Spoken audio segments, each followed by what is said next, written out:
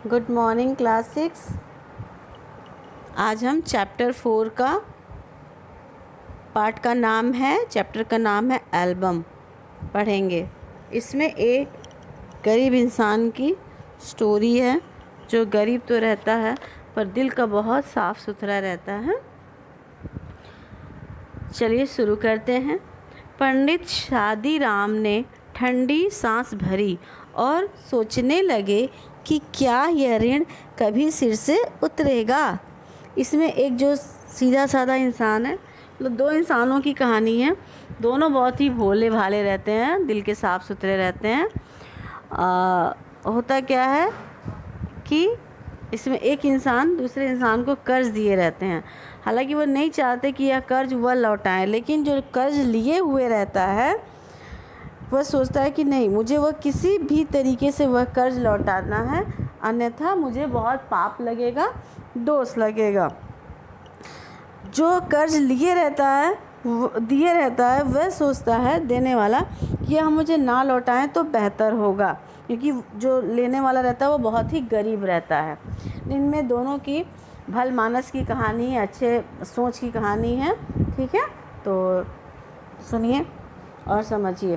पंडित शादीराम ने ठंडी सांस भरी और सोचने लगे, क्या यह ऋण कभी सिर से नहीं उतरेगा। ऋण का अर्थ होता है कर्ज।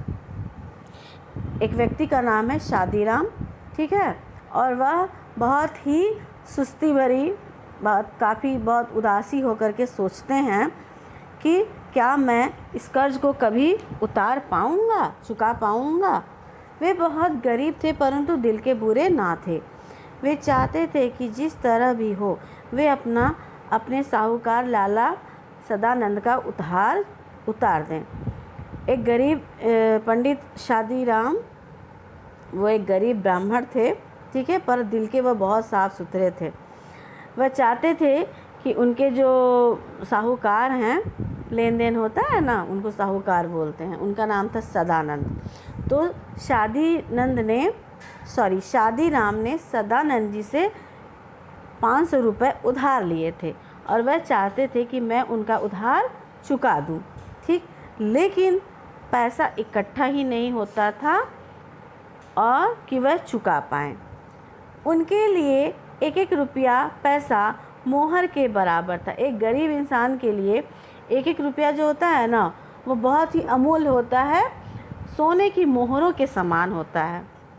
अमीरों के लिए उतना फ़र्क नहीं पड़ता है, लेकिन जो इंसान बहुत निर्धन होता है उसके लिए एक एक रुपया बहुत ही बहुमूल्य होता है, कीमती होता है। अपना पेट काटकर बचाते थे, मगर जब 4 पैसा जमा हो जाते तो कोई ना कोई ऐसा खर्च निकल आता कि सारे रुपए उड़ जाते और शादीराम के हृदय पर बर्छियाँ चल जाती, मगर वे कुछ न कर पाते। वो जो गरीब ब्राह्मण थे वे एक एक करके पैसा इकट्ठा करते और सोचते कि नहीं, कुछ कुछ रुपया इकट्ठा करके ही सही मैं सदानंद जी का उधार चुका दूं। लेकिन होता क्या कि वह अपना पेट काट कर, मतलब कम खा करके, कष्ट सह करके पैसा इकट्ठा करते, पर ऐसा कोई काम आ जाता, कोई बीमार पड़ जाता, कुछ ऐसा हो जाता कि वह जो जमा पूंजी थी वह खर्च हो जाती, वह अपना कर्जा भी नहीं चुका पाते और बर्छियाँ, मतलब बहुत ज़्यादा उनको शर्मिंदगी महसूस होती, दर्द महसूस होता कि मैं इस कर्जे से मुक्ति कब पाऊँगा। और वह कुछ नहीं करते सिवाय दुखी रहने के, कुछ नहीं कर पाते। इसी तरह कई साल बीत गए। शादीराम ने पैसा बचाकर 80 रुपये जोड़ लिए थे। अब आप सोच सकते हो कि वह कई सालों में 80 रुपया बचा पाए। तो बहुत यत्न करके, बहुत प्रयास करके वह जो है बहुत सालों में 80 रुपया बचा लिए। उन्हें लाला सदानंद के 500 रुपये देने थे।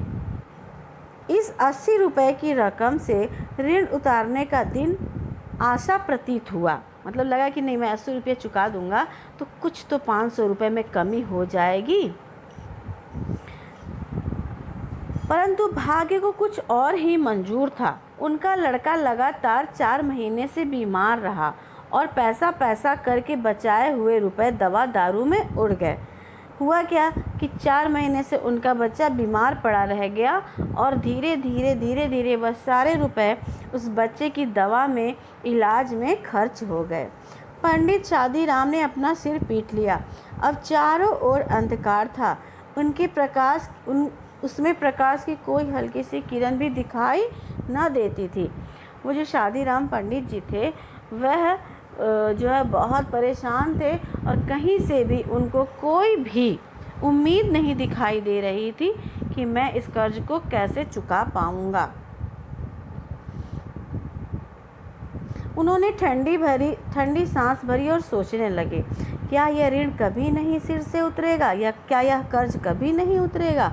लाला सदानंद अपने पुरोहित की व्यवस्था को समझते हुए, जो लाला सदानंद जी थे वह अपने पुरोहित अर्थात शादी राम जी की परेशानी को, दिक्कत को समझते थे और कहते थे, इसीलिए वे चाहते थे कि पंडित जी रुपए लौटाने का प्रयास ना करें, वह रुपए उनको ना लौटाएं। उन्हें रकम की जरा भी परवाह न थी, मगर शादीराम के दिल में शांति न थी। जो साहूकार थे जिन्होंने पंडित जी को पैसा दिया था, वह चाहते थे कि ये मुझे रुपया ना लौटाएं और ना प्रयास करें, अच्छे से अपना जीवन चलाएं। लेकिन जो पंडित जी थे उनको शांति नहीं थी। वे चाहते थे कि किसी भी तरीके से मैं इनका रुपया चुका दूं।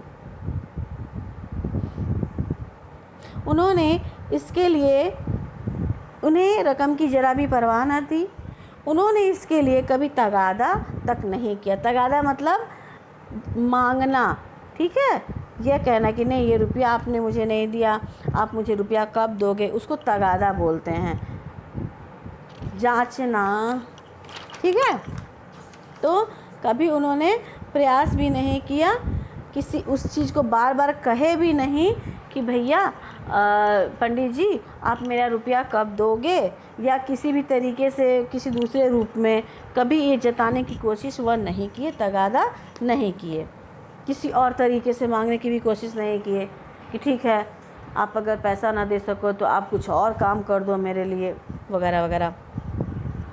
वे लेन देन से इतना डरते थे कि मानो रुपए उन्हीं को देने हों, मगर शादीराम के दिल में शांति नहीं थी। वो जो साहूकार थे वे इतना डरते थे कि पंडित जी को कहीं कोई मेरा व्यवहार बुरा न लग जाए, कि मतलब जो मेरे पैसे मुझसे लिए हैं उसके लिए उनका दिल कभी न दुखे, कभी उनका हृदय ना दुखे। मगर शादीराम के दिल में शांति न थी। इतना होने के बाद भी जो पंडित जी थे, जो कर्जदार थे, कर्ज लिए थे, उनको शांति नहीं थी। वह चाहते थे कि किसी भी हाल में मैं इनका कर्जा चुका दूं। वे सोचा करते थे कि ये कैसे भले मानस हैं जो अपनी रकम के बारे में चर्चा तक भी नहीं करते। खैर, अगर ये कुछ नहीं कहते तो इसका तात्पर्य थोड़े ही है कि मैं भी निश्चिंत हो जाऊं। पैसे मेरी तरफ से निकलते हैं तो मुझे देने चाहिए। जो कर्ज लिए थे वह सोचा करते थे कि ये हमसे पैसा मांगे चाहे ना मांगे, ठीक है, मुझे इनका कर्जा चुकाना है तो ज़रूर चुकाना है, क्योंकि पैसा मैंने लिए हैं तो मुझे देना चाहिए। उनमें लाला सदानंद के सामने सिर उठाने का साहस भी न था। वह जो पंडित जी थे वह उनके सामने सर भी नहीं उठा पाते थे शर्म के मारे कि मैंने इनसे कर्जा लिया है। यदि लाला सदानंद ऐसी सदायशता न दिखलाते और शादीराम को बार बार तगादा करके तंग करते तो उनके दिल को ऐसा कष्ट ना होता।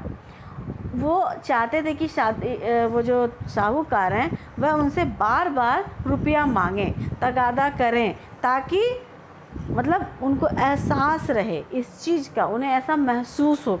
पर साहूकार क्या थे, वो इतने नेक दिल थे कि वह तगादा नहीं करते थे। और जब तगादा नहीं करते थे मतलब पैसे को बार बार मांगते भी नहीं थे, इसीलिए पंडित जी को और बुरा लगता था कि अगर ये मांगते तो मुझे इतना बुरा ना लगता, लेकिन ये नहीं मांगते हैं इसलिए मेरा मन और दुखी हो जाता है कि ये कितने सीधे हैं, कितने अच्छे हैं।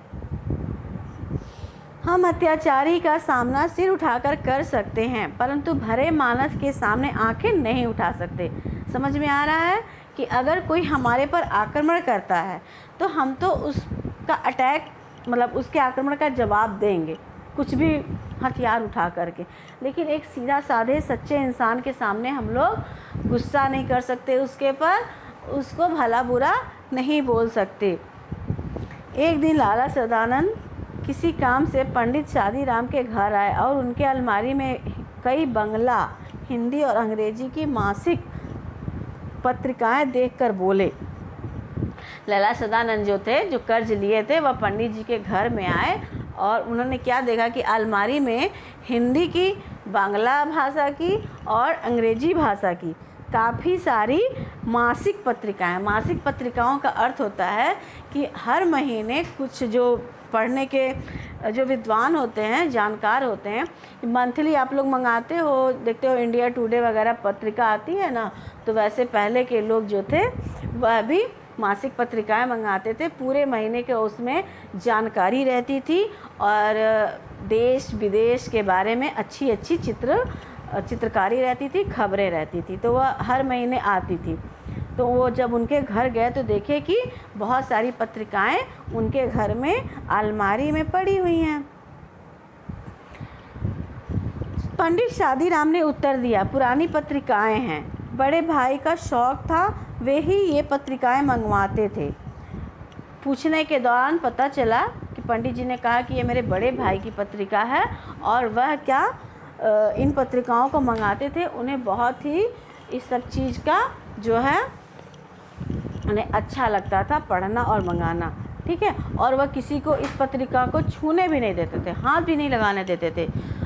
अब इन्हें कीड़े खा रहे हैं, कोई उनको पूछता भी नहीं।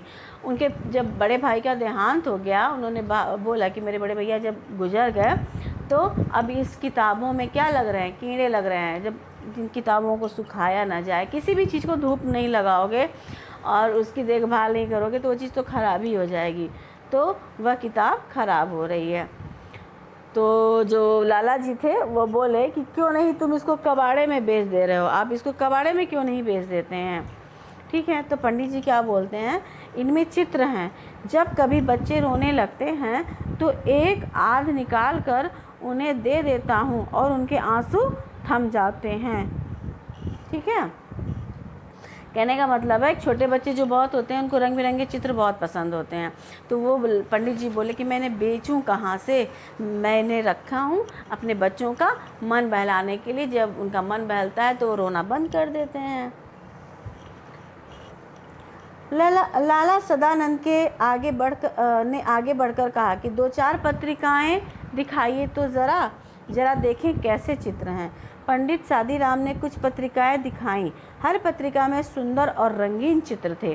पत्रिका चित्रों से भरे पड़े हुए थे। लाला सदानंद कुछ देर तक उन्हें उलट पलट के देखते रहे।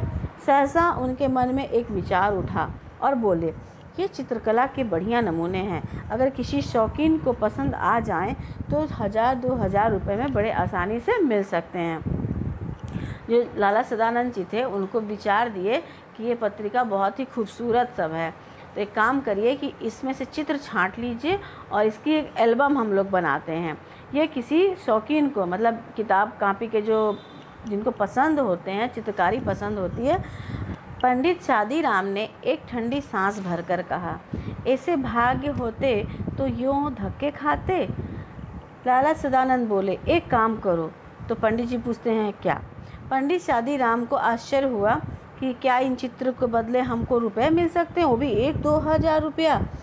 तो मेरे इतने भाग्य कहाँ अच्छे हैं, अगर अच्छे होते तो मैं इस तरह धक्के कहाँ खाता फिरता, अर्थात मैं इतना गरीब नहीं रहता। तो सदानंद जी कहते हैं कि एक काम करो। तो पंडित जी पूछते हैं कौन सा काम करना है, ठीक।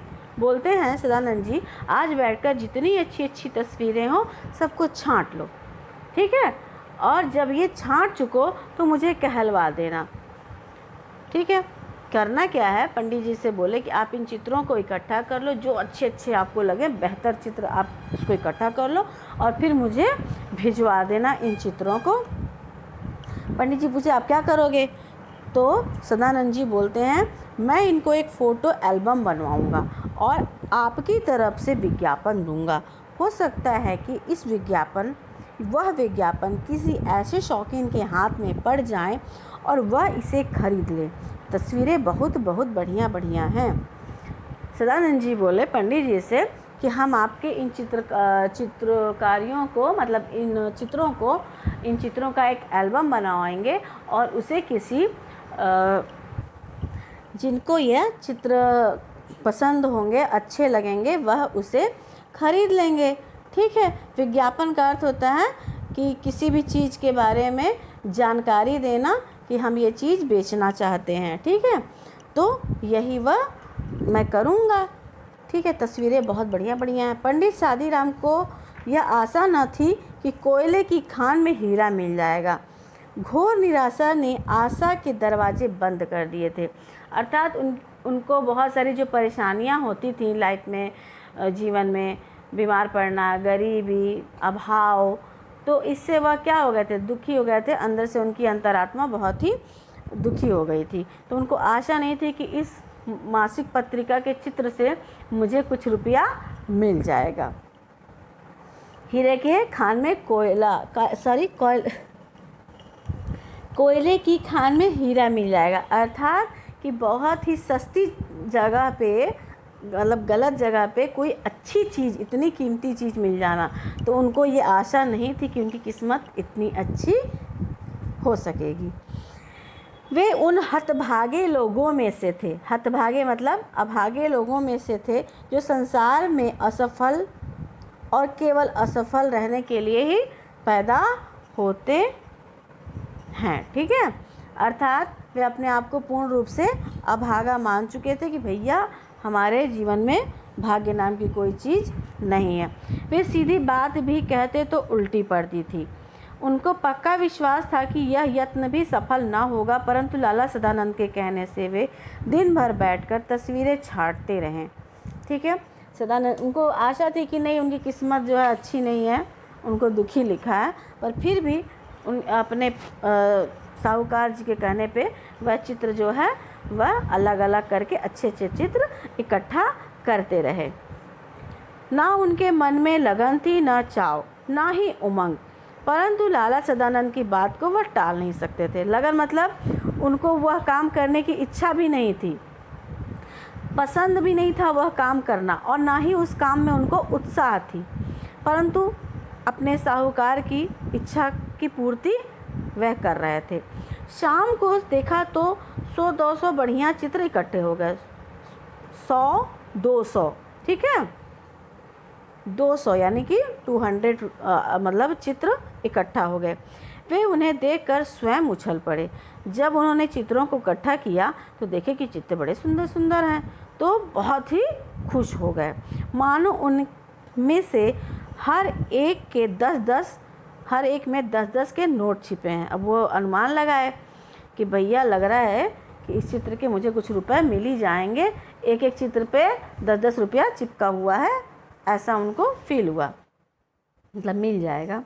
बच्चों को उधर देखने तक न दे रहे थे कि बच्चे कहीं चित्र फाड़ फूड़ न दें, बर्बाद न कर दें। वे मन ही मन बहुत प्रसन्न हो रहे थे। यद्यपि आशा कोसों दूर थी, तथापि उन्हें आशा की एक किरण झांकती दिख रही थी। कहीं कहीं उनके मन के कोने में ऐसा लग रहा था कि हो न हो मेरी जो यह प्रयत्न है वह सफल हो जाएंगे, अर्थात इस चित्र के मुझे कुछ रुपए अवश्य मिलेंगे इन चित्रों के। लाला सदानंद की सलाह उनके मस्तिष्क में निश्चय का रूप धारण कर चुकी थी। वे खुशी से झूम उठे। वे सारे चित्र लाला सदानंद को देने चल पड़े। वह उनके अंदर एक आशा जग गई कि इन चित्रों से मुझे कुछ न कुछ जरूर मिलेगा। ठीक है। तो लाला सदानंद ने चित्र प्राप्त किए और उन्हें एक एल्बम में लगवाया और समाचार पत्रों में एक विज्ञापन दे दिया। अब पंडित शादीराम हर दिन डाकिये की प्रतीक्षा करते। लाला जो सदानंद थे वह क्या किए कि एक इश्तिहार दिलवा दिए, विज्ञापन दिलवा दिए कि ये चित्र जो हैं जो लेगा, ठीक है, तो वो अपना नाम इस जगह पे भेजेगा। ठीक है। अब पंडित जी रोज क्या करते कि डाकिये का जो है रास्ता देखते कि डाकिया आएगा तो मुझे कुछ रुपए मिल सकते हैं। वे रोज सोचते थे कि आज कोई ना कोई चिट्ठी अवश्य आएगी। दिन बीत जाता और कोई चिट्ठी ना आती, तो रात को आशा सड़क की धूल की तरह बैठ जाती। इस तरह 1 महीना बीत गया मगर कोई पत्र नहीं आया।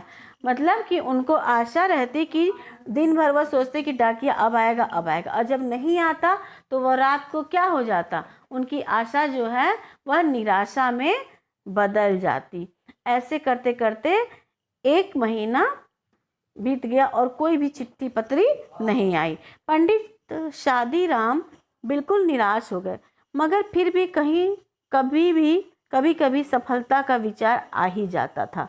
उन्होंने आशा न छोड़ी, या यूं कहिए कि आशा ने पंडित शादीराम को न छोड़ा। दिन गुजरते गए, उन्होंने आशा को नहीं छोड़ा। मतलब उनके मन में कहीं ना कहीं उम्मीद थी कि कोई ना कोई ज़रूर आएगा मेरे इन चित्रों को लेने के लिए, और उसका मुझे कुछ ना कुछ अवश्य मिलेगा। आखिर एक दिन शादीराम के भाग्य जागे। कोलकाता के एक प्रसिद्ध मारवाड़ी सेठ ने पत्र लिखा कि एल्बम भेज दो। अचानक से एक दिन जो है पंडित जी के पास एक पत्र आया कि आप अपना एल्बम जो है मुझे भेज दीजिए। कहाँ से? कलकत्ता के मारवाड़ी एक कास्ट होता है, वो भी हिंदू में ही होता है। ठीक है, बहुत ही ये लोग बहुत पैसे वाले होते हैं, इनके पास पैसे वैसे बहुत होते हैं, अमीर होते हैं या बहुत मेहनती भी होते हैं। अगर पसंद आ गया तो खरीद लिया जाएगा, मूल्य की कोई चिंता नहीं है, चीज़ अच्छी होनी चाहिए। मतलब कि जितनी अच्छी चीज़ होगी उतना ही आपको मूल्य मिलेगा। यह पत्र उस करवट के समान था जो सोया हुआ आदमी जगने से पहले बदलता है, उसके उठ जाने के बाद वह उठ बैठता है। अर्थात जब आप सोए रहते हो तो आप करवट बदलते हो ना, तो पूरा आपका पोजीशन ही बदल जाता है। ठीक वही हुआ पंडित शादीराम को। यह जो पत्र मिला तो पूरा का पूरा उनका जो है वह सकारात्मकता उनके दिमाग में आ गई कि अब कुछ अच्छा होगा। यह किसी आदमी की करवट ना थी, किसी स्त्री की करवट ना थी, यह भाग्य की करवट थी। अर्थात ये जो करवट मैं बोल रही हूँ, मतलब कि अपना स्थान बदल देना, यह किसी आदमी के लिए नहीं था, ये किसी पुरुष के लिए भी नहीं था, भाग्य ने करवट बदला, अर्थात कि किस्मत जाग जाना। पंडित शादीराम दौड़े दौड़े लाला सदानंद के पास पहुँचे और पत्र दिखाकर बोले, आखिर आज यह पत्र आया है, भेज दूँ एल्बम? लाला सदानंद ने पत्र को अच्छी तरह देखा, पढ़ा और जवाब दिया, रजिस्ट्री कराकर भेज दो, शौकीन आदमी मालूम होता है खरीद लेगा, और मूल्य लिख दो, 1000 से कम का सौदा ना होगा। जब पंडित शादीराम गए उनके पास, सदानंद जी के पास, तो उन्होंने कहा कि इसके लिए 1000 रुपया आप लिख दो, और 1000 रुपये से कम में हम लोग इस एल्बम को नहीं देंगे। कुछ दिन बाद जवाब में उन्हें एक लिफाफा मिला। पंडित शादीराम के हाथ पैर ज़्यादा दिल काँप रहे थे, मतलब हाथ पैर से ज़्यादा उनका हृदय काँप रहा था कि पता नहीं इसमें पैसे होंगे कि नहीं होंगे। उन्होंने लिफाफा खोला, उछल पड़े, उसमें 100 के 10 नोट थे। पहले उनके भाग्य ने करवट बदली थी, फिर वह पूर्ण रूप से उठकर बैठ गए थे। अर्थात उनको आश्चर्य हो रहा था कि उनको 1000 रुपया उस चित्र के बदले मिले हैं जो चित्र वह रद्दी समझ करके छोड़े बैठे थे।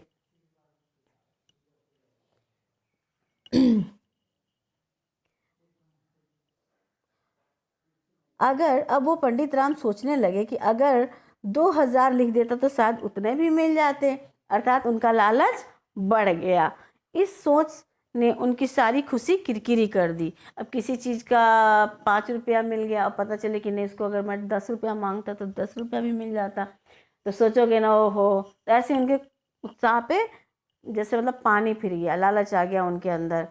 सांझ के बाद वे लाला सदानंद के पास आए और 500 रुपये उनके सामने रखकर बोले, परमात्मा का धन्यवाद है कि मुझे इस ऋण को छुटकारा मिला। आपने जो दया और सदयता दिखलाई उसे मैं मरते दम तक न भूलूंगा। वो जो 500 रुपया सदानंद जी का शादीराम जी ने लिया था वह पैसा लौटाते हुए उन्होंने ईश्वर का धन्यवाद किया कि आपने तो कभी मुझसे यह कर्जा नहीं मांगा, लेकिन भगवान ने यह कर्जा मुझे चुकाने की औकात दी और मैं आपका यह एहसान कभी नहीं भूलूंगा। लाला सदानंद हैरान होकर पूछा, पंडित जी क्या सेठ ने एल्बम खरीद लिया? जी हाँ, खरीद लिया। और कितने रुपए भी आए? और रुपए भी आ गए? जी हाँ, 1000 रुपये। जी हाँ, नहीं तो मुझ गरीब ब्राह्मण के पास क्या था जो मैं आपका ऋण चुका पाता। परमात्मा ने मेरी सुन ली। दोनों की वार्तालाप हुई। पंडित जी ने पूछा क्या आपका एल्बम खरीद लिया गया? तो उन्होंने कहा हाँ जी खरीद लिया गया। कितने में? तो 1000 रुपये में। और भगवान की उन्होंने शुक्रिया अदा की। किसने? पंडित जी ने। मेरा विचार है कि आप ये रुपया अपने पास ही रखें। अब सदानंद जी कहते हैं कि आप ये रुपया अपने पास रखो, आपको इन पैसे की ज़रूरत है। मैं आपका जजमान हूँ, अर्थात मैं आपका पूजा पाठ वगैरह जो कराते हैं ना, तो जो कराते हैं उनको जजमान बोला जाता है और जो करवाते हैं उनको जजमान, उनको पुरोहित बोला जाता है। जो पूजा करते हैं पंडित जी लोग पुरोहित होते हैं। मेरा धर्म है कि मैं आपकी सेवा करूं। अगर मैंने 4 पैसे दे भी दिए तो कौन सा गजब किया। मतलब मैं आपका जजमान हूं, आप मेरे पुरोहित हो। अगर मैं आपको कुछ पैसे ज़्यादा दे भी देता हूं तो क्या फ़र्क पड़ता है? आप इस पैसे को अपने पास रख लीजिए। मेरा धर्म है आपकी सेवा करना। अगर मैं जजमान क्या करते हैं, अपने पंडित जी लोगों को खिलाते पिलाते हैं, उनकी सेवा वगैरह करते हैं और उनकी आर्थिक मदद भी करते हैं। तो यह मेरा धर्म है, आप इसको एहसान मत समझिएगा। पंडित जी की आंखों में आंसू छलक आए। पूछते हुए बोले, आप जैसा सज्जन संसार में बहुत थोड़े ही होंगे।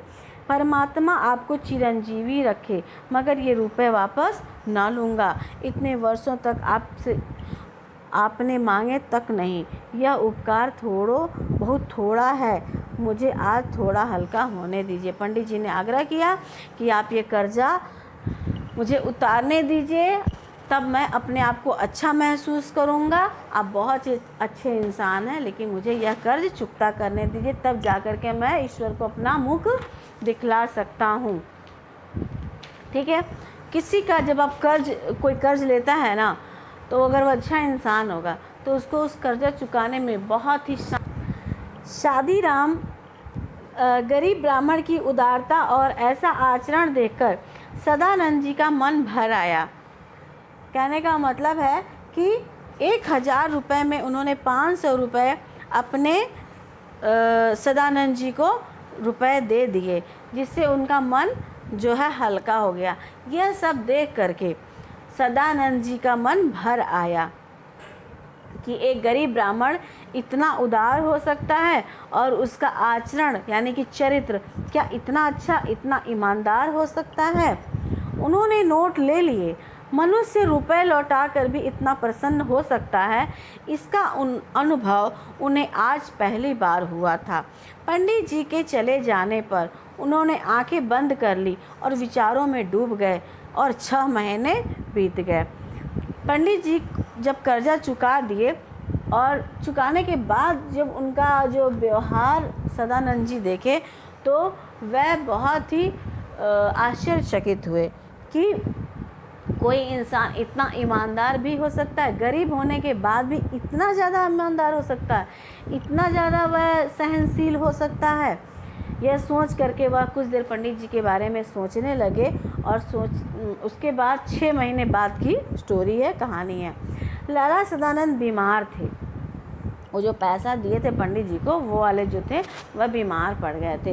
पंडित शादीराम उनके लिए दिन रात माला फेरते रहते थे। चूँकि वह पुरोहित थे, पंडित थे, तो वो सोच रहे थे कि यह ईश्वर की इन पर कृपा हो जाए, यह स्वस्थ हो जाए, इसलिए उनका पूजा पाठ कर रहे थे। और यह काम वे अपनी आत्मा से, पूरे मन से कर रहे थे। पूजा पाठ का काम पूरी इच्छा से कर रहे थे। लाला सदानंद को औषधि की अपेक्षा आशीर्वाद की आवश्यक प्रार्थना पर अधिक भरोसा था। वे सोचते थे दवा से दुआ अच्छी है, मतलब दवा तो करें ही, लेकिन उसके साथ दुआ जो है वह ज़्यादा कारगर होती है। उनकी पूजा पाठ में ज़्यादा ही रुचि थी। ठीक है। एक दिन लाला सदानंद चारपाई पर लेटे थे। उनके पास बैठी उनकी बूढ़ी माँ उनके दुर्बल और पीले मुंह को देख कर अपने आँखों के आंसू अंदर ही अंदर पी रही थी। थोड़ी ही दूरी पर एक कोने में उनकी पत्नी घूंघट निकाले खड़ी थी। लाला सदानंद क्या थे, चारपाई पर लेटे थे। उनकी तबीयत बहुत ज़्यादा ख़राब हो गई थी और उनकी माँ जो थी, जब बेटा बीमार पड़ता है और माँ के सामने बीमार पड़ता है तो माँ के लिए बहुत ही बुरा दिन होता है, बहुत ही दुखदाई वह समय होता है। वह तो माँ रो रही थी और उनकी पत्नी उधर किवाड़ी के पास घूंघट, मतलब पहले के लोग घूंघट करते थे ना, साड़ी से अपने मुंह को ढके रहते थे, अभी भी करते हैं। ठीक है। तो वह सब बहुत ही दुखी मन से बैठ करके पंडित सदानंद जी को, अपने बेटे को देख रही थी और पास ही पड़ी चौकी पर बैठे पंडित शादीराम गीता का पाठ कर रहे थे। ठीक है। एकाएक लाला सदानंद बेसुध हो गए, बेहोश हो गए। पंडित जी बैठ कर के वहाँ पे श्रीमद् भागवत गीता का पाठ कर रहे थे। कहते हैं कि इस पाठ करने से बहुत ही अच्छा होता है, शुभ होता है और इंसान का जो है, इंसान के साथ अच्छा होता है कुल मिलाकर। ठीक है। तो अचानक वो लाला जो सदानंद जी थे वह बेहोश हो गए। पंडित जी ने गीता का पाठ रोक दिया और वे उनके सिरहाने आकर बैठ गए। जब वो बेहोश हो गए तो पंडित जी पाठ थोड़ा रोक करके उनके सिरहाने आकर बैठ गए। पत्नी गर्म दूध लेने के लिए दौड़ी चली गई और माँ घबराकर बेटे को आवाज़ लगाने लगी। जब वो बेहोश हो गए तो उनकी पत्नी सोची कि थोड़ा दूध वगैरह दिया जाएगा गर्म, तो वह शायद उनका होश में आ जाएंगे। और जो उनकी माँ थी वह अपने बेटे का नाम ज़ोर ज़ोर से चिल्लाने लगी, लेने लगी कि बेटा अब उठो उठो, काहे तुम बेहोश हो गए हो। इसी समय पंडित जी को लाला जी के सिरहाने के नीचे कोई चीज़ चुभती सी जान पड़ी। जब पंडित जी सदानंद जी के सिरहाने पे आके बैठे तो उनको लगा कि उनके कमर में कुछ गड़ रहा है। ठीक है। उनके आसन पे कुछ गड़ रहा है, चुभ रहा है। तो उनको वह चीज़ कुछ नुकीला सा लगा, कुछ अजीब सा लगा। उन्होंने हाथ नीचे डालकर देखा तो आश्चर्य का ठिकाना ना रहा। यह वही एल्बम था जिसे किसी सेठ ने नहीं बल्कि स्वयं लाला सदानंद जी ने खरीदा था। पंडित शादीराम एल्बम हाथ में लेकर विचारों में डूब गए। जब उनको सिरहाने के नीचे वही एल्बम मिला जो एल्बम कलकत्ता का एक सेठ खरीदा था, तो वह एल्बम को अपने हाथ में लेकर, सिरहाने से निकाल कर अपने हाथ में लेकर सोचने लगे, गहन विचारों में डूब गए। क्या सोचने लगे, ध्यान दीजिए। पंडित शादीराम इस ख्याल से बहुत प्रसन्न थे कि उन्होंने सदानंद जी का ऋण चुका दिया है, कर्ज उतार दिया है और उऋण हो गए, अर्थात कर्ज मुक्त हो गए हैं। जब कोई किसी के कर्जों को उतार देता है तो वह क्या हो जाता है, कर्ज मुक्त हो जाता है।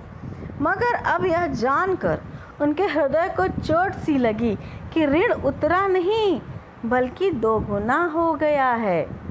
उन्होंने एक ठंडी सांस ली और सोचने लगे, क्या यह ऋण मेरे सिर से कभी उतरेगा भी।